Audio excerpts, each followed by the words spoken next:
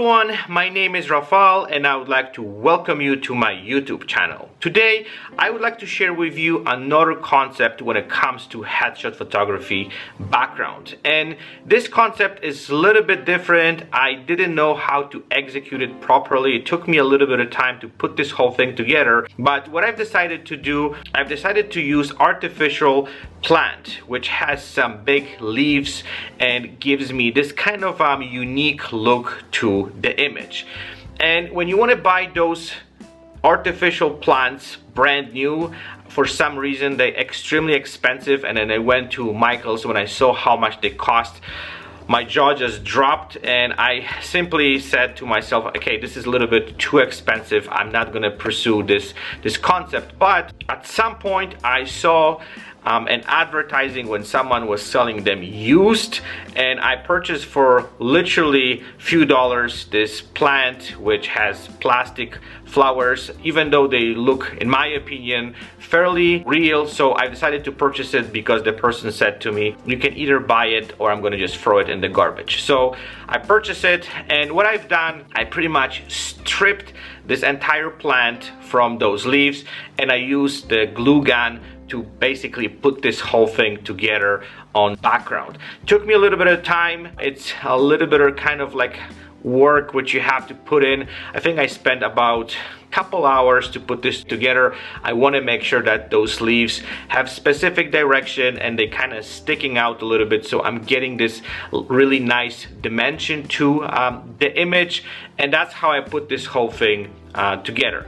Again, this is something which is not, I would say, practical. I would say it's something that, you know, takes a little bit of work, and not too many clients probably will like that. On the top of that, I'm not really big fan of green color. Green color typically, when it reflects from the skin tones, the skin looks unhealthy.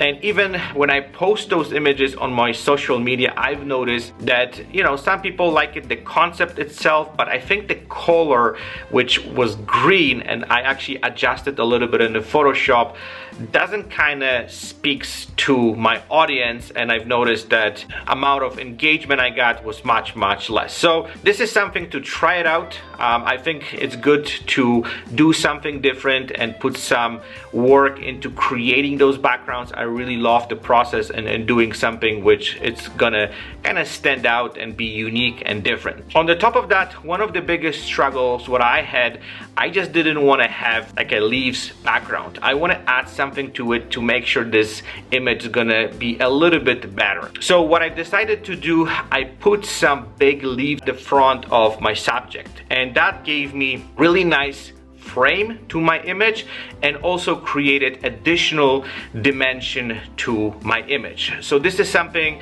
extremely important, and this is something which I highly recommend if you want to do something different and creative and something which is gonna have a little bit of dimension. Don't focus only on the background itself, but also focus, maybe you can put something on the front of your subject, and you will create really nice frame around the person's face, around the person's body, to create that interesting dimension. And the goal with that image was to create something which gonna look like a forest, something which gonna, as I said, gonna give me a little bit of dimension, and it's gonna create this really unique look. So we did the photo shoot. In this case, I have used completely different lighting. This time I didn't go with my typical Rembrandt lighting. I went with my clamshell lighting. So it was one light on the top of my subject, was actually directed 45 degrees downwards towards the subject. Also, I had really nice reflector underneath, and also I played a little bit with the lighting for the background. I found the background was a little bit too dark, so what I did, I put one light on the floor which was throwing the light up towards the background, and that gave me this really nice touch of light on the background, which brings this image a little bit more to the life. On the top of that, that created a little bit of additional separation, my subject from the background. So that was the main goal of doing that.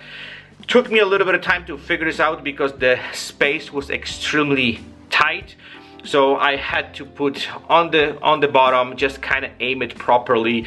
So that was a little bit tricky, but finally I actually figured this whole thing out and found the perfect angle of my speed light to aim the light towards the background to create this nice touch of light, which create that cool separation and brings a little bit more life to the background itself. So we did the photo shoot.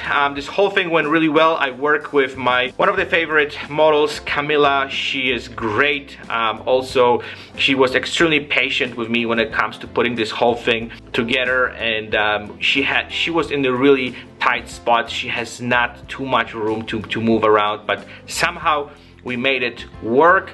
And again, we did the photo shoot and we got some really cool and stunning images. The one thing what I want to add to this whole concept, what I was trying to do, I tried to create some kind of focal point. And the one thing what we've done, and that was also with the help of my makeup artist, we create this really nice lip color, which was red and kind of bright, which actually with the greens is on the pretty much opposite color scale, which gives this image really nice contrast and create this amazing focal point for the model's face. And that's something also which is extremely important whenever you're composing those type of images. It's not just the background, you're also trying to create some interesting focal points on the image which is going to be drawn your viewer to this particular space or spot on the image, and that's what we've done. So overall, I was extremely happy with the photo shoot. I think that was great concept. I really liked it. When it comes to the equipment, I used exactly the same thing. I'll just list all those information right now so you guys can see it, what equipment I've used. And the same when it comes to the lighting. This whole thing was pretty straightforward, nothing complicated. And also I will list all the settings, and I'll also set the power outputs for my speed lights. So pretty simple. I think the biggest challenge was the background itself, and that's what consumed most of my time. But I think, again, maybe this idea will give you something new which you can implement it into your headshot background.